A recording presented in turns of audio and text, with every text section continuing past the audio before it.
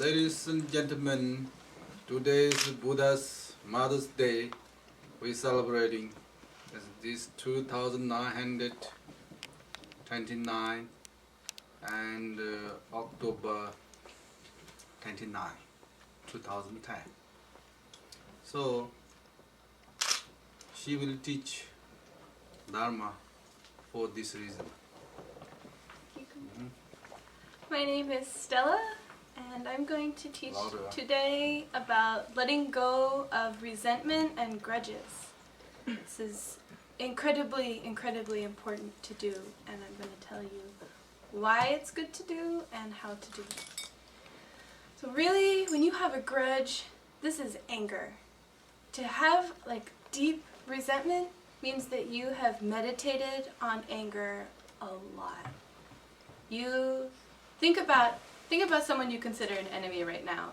For them to reach that point in your thinking that they're an enemy, you've had to repeat over and over again bad things they've done. You've had to really cling to those bad things. Maybe you even made up other things that they could have done, ways that they should suffer.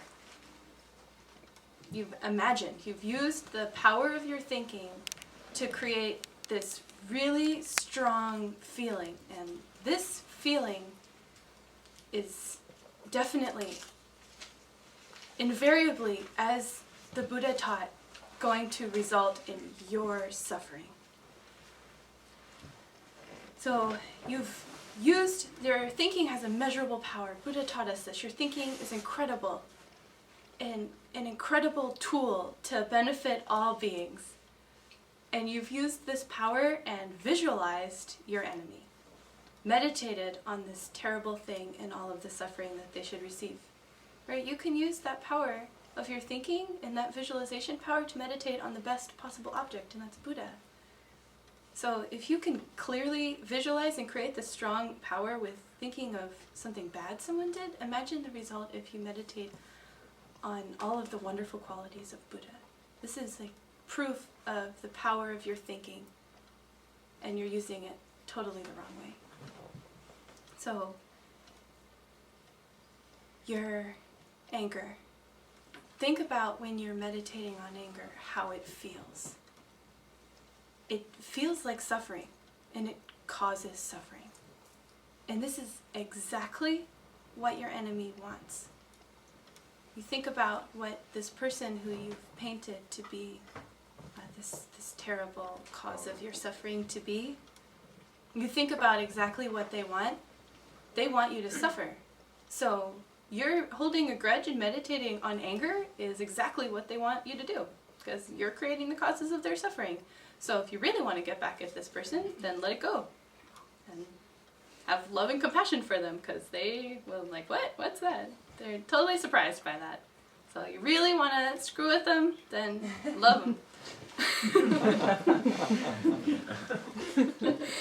So we've got this scenario laid out that you're here and your enemy is out there and they're the problem. There's nothing wrong here, except for you've been thinking about how bad they are, but still their problem is there. This is another huge cause of our suffering. If you want to change object, change subject. It's incredible power you have over your thinking.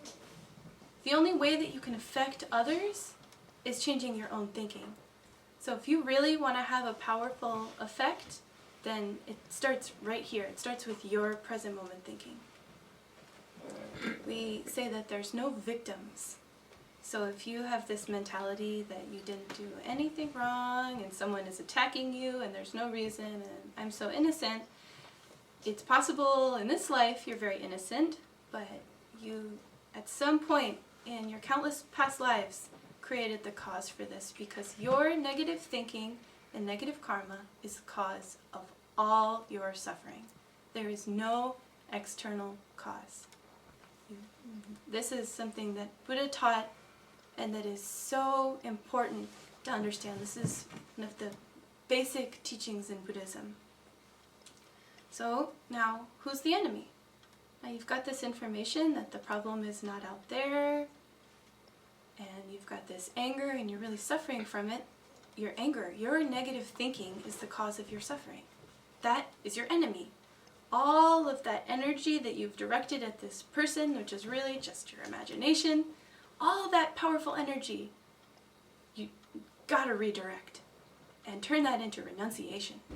Whoa, my enemy is my negative thinking. That's why I'm suffering.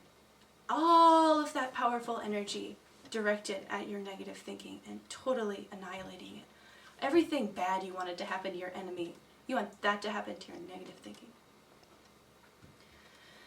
So how do we antidote this negative meditation?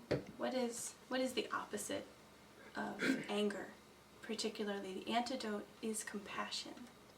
And compassion is, I want to decrease the causes of your suffering. I want to decrease your suffering. So if you really look at this person that you think is your enemy, you see that though they may seem like really tough and like really indestructible, something, they're like actually really weak and really suffering. And you look into their future knowing that negative thinking is the cause of your suffering, their negative thinking is the cause of their suffering. And whatever they've done that's negative will inevitably result in their suffering. So you don't need to want them to suffer. That's inevitable that they'll suffer for this. You need to want to decrease the causes of their suffering, to decrease their negative thinking too. So compassion, you think about, we've had a lot of teachings today that have been really incredible about generating compassion by thinking about your mother. So at some point this being has been your mother. And in this life, you see this being is doing things out of total ignorance. They don't know what the cause of their suffering is. They don't know the Four Noble Truths. They don't know about Buddha nature. They don't know that their nature is happiness, your nature is happiness, everybody wants to be happy. They're going around totally ignorant. And you should have the utmost compassion for them and now change all of that negative energy. You want to delete all of that, like the energy of that grudge. And so a really strong way to do that is to meditate on compassion. You want to teach them, pray for them, repeat over and over and over again that you have love and compassion for them, all the reasons you should, all the reasons you want them to be happy. It's their nature, they've been your mother, it's all that they've wanted, and all of their countless past lives, every single moment, all they wanted is to be happy. So to get this grudge, you've had to meditate a long time. So one thought of compassion is not going to delete all of that energy of negative thinking. You have to repeat that many, many, many times, that you love them and want them to be happy and free from suffering and the causes of suffering. So now you've generated this compassion and you've deleted a lot of that resentment, and it's not so like strong and solid as it once felt. And now you need to let go. And this is so surprisingly difficult. It's like, well, if negative thinking's not my nature, why is it so hard to let go of? And that's because of ego clinging. And that's because of our ignorance. We think that it exists and it's real and the cause is out there, and all of these silly and inane meditations that we've been repeating over and over and over again for so many lives. That's why it's so hard to let go. But the more you let go, the easier it is to let go, and not just to let go of anger and jealousy and greed and pride, but let go of this thinking that I exist and I am separate and you are the cause of my suffering, because that is the cause of your suffering, that thinking. It's not out there. So to let go, you need to use Mudra. We do this really great Mudra when we practice with the Buddha path. We do this every morning for purification, and it's really powerful. And you put your hands here, really deep at your heart, and hold that negative thinking and let go. And this is really good to do over and over and over and over and over again. And you could go out into a field and just scream it, that you really want to let go. And you do this once you've come up with all these reasons and all these good feelings about this being, and you're ready to let go. But one of the reasons you're letting go, and you're letting go here, is because resentment, really, like, listen up, this is really important. Resentment and grudges is keeping the corpse of your enemy's negative thinking in your heart. That person has let it go. You're the one that's holding on. You have the corpse of their negative thinking in your heart. Where's room for Buddha in your heart when you do that? You're letting go and you're making room for Buddha. You're making room for your path Buddha to expand. You're letting go of all that negative energy that's been causing you suffering for so long.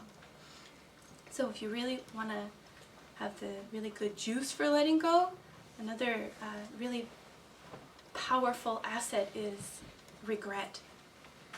We say that regret is like this really powerful chemical that loosens the glue of resentment. So you really, you see that you've done wrong and you totally regret that you meditated on these terrible things and wanted this being to suffer. And this will help loosen it up so that you can really let go. Try it one time. It feels really good. Okay? Everybody, let go!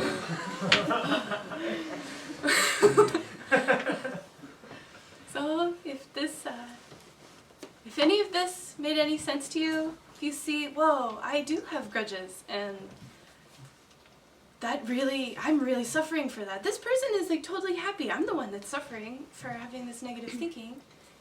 If you see that, you must, I like really beg you to teach that. Because you see a lot of people are holding on to this kind of negative thinking and they're really suffering for it. Teach your mother. Teach your friends who've been your mothers. Teach all beings because they've been your mother. Thank you very, very much for listening to this teaching, and I really pray that you become true happiness.